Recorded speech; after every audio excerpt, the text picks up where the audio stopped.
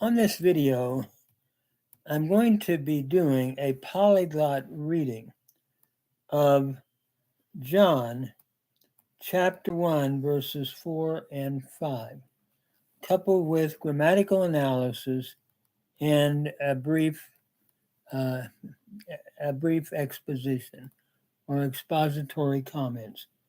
So we've done the first 3 verses, and now we are at verse 4.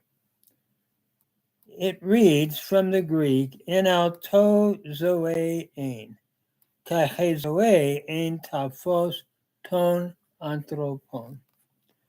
In him, speaking of Christ, was life, and the life was the light of men. Notice in auto, in takes the dative case with auto, the personal pronoun, in him, and then we understand the verb to be was zoe, life. Life is the first declension noun, feminine singular, nominative, feminine singular. So in him was life. And by the way, ein is the verb that is used here. Ein is the imperfect indicative active third person singular from eimi. We have emein, ace, ein, looking at the imperfect of eimi. So in him was life. Kai is your conjunction and the life, he zoe, another nominative feminine singular article and noun zoe. In him was the life. In him the life was ein again imperfect indicative active third person singular from eimi, and the life was the light ta phos. And notice ta phos is the noun phos, photos. It is the neuter noun.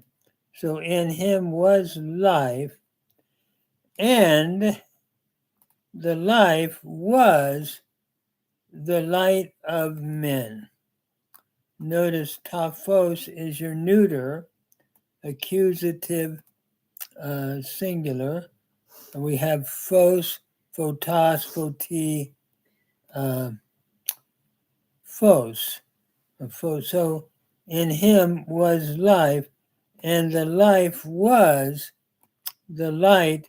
Ton anthropon is the genitive plural from anthropos, and on is your plural.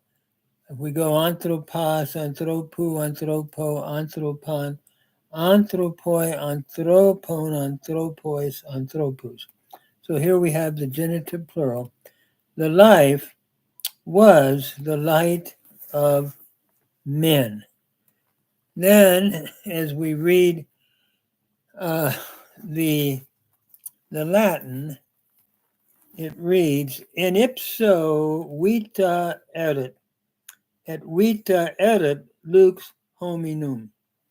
In him was life, and the life, the vita erit lux hominum, the light of men.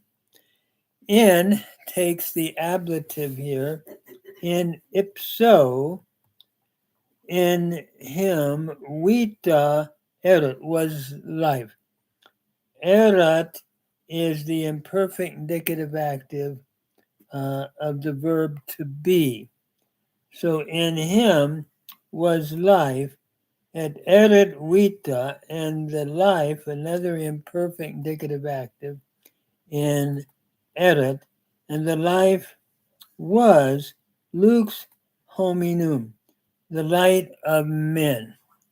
Notice hominum is your genitive plural. So the life was the light of men. And then looking at it from the Hebrew text, bo hayu hayim, v'hachayim hayu or b'nei ha'adam.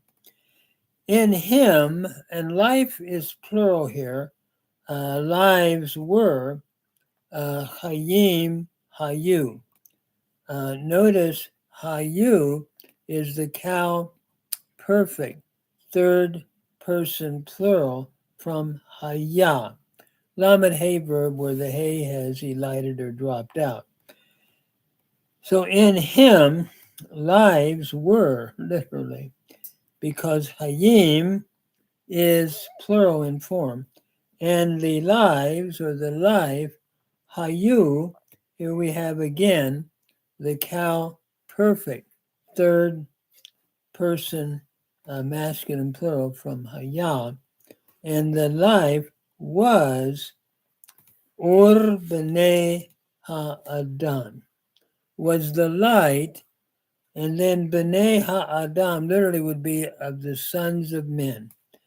B'nei is from banim. It's a plural noun in construct with ha'adam. So it's interesting that the Hebrew translation of Dalich is that it is put in the plural form, hayim. And then let me go now to verse 5. And I'm reading in the Greek again. Kai tafos en te skatia fine, te skatia alta u katelevin. And the light shines in the darkness, keeps on shining in the darkness. And the darkness did not comprehend it or overcome it. The verb here has both meanings. So the light, kai tafos, in te skatia fine. In the skatia, notice in takes the dative case here. In the darkness, fine is continuing to shine. Fine is your present indicative active third person singular from fino. In the darkness, it, ukateleven, did not overcome it or comprehend it from katelambano. So it's the aorist indicative active third person singular. So the light keeps on shining in the darkness of this world, the light about Christ, and the darkness did not comprehend it or overcome it.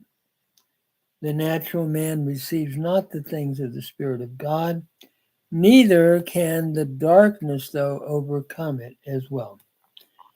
We're looking at the glory of the resurrected Christ, the Logos, who continues to shine. The Latin reads, et lux in tenebris lucet, and light in the darkness shines. Lucet is your present indicative active third person singular.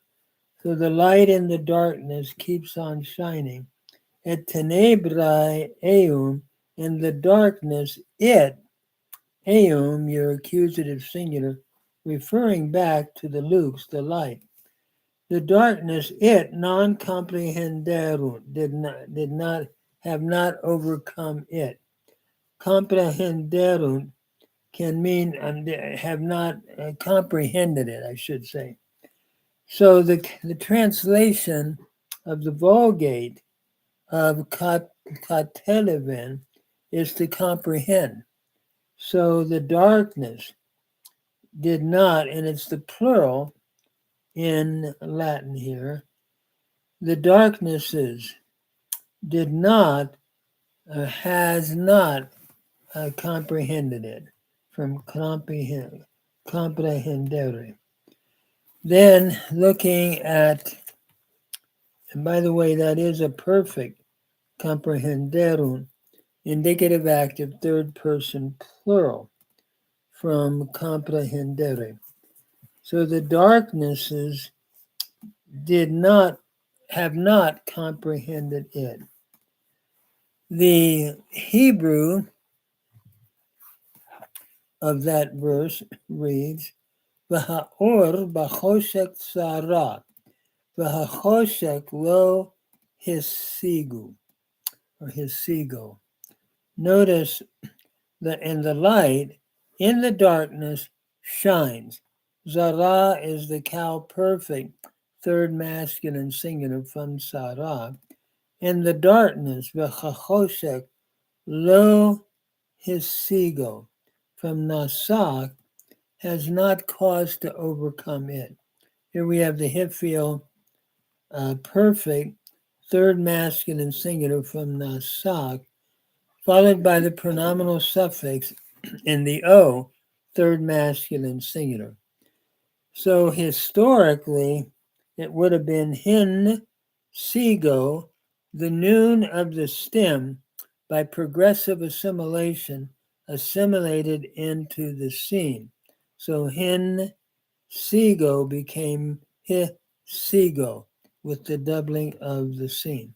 So the darkness did not overcome it.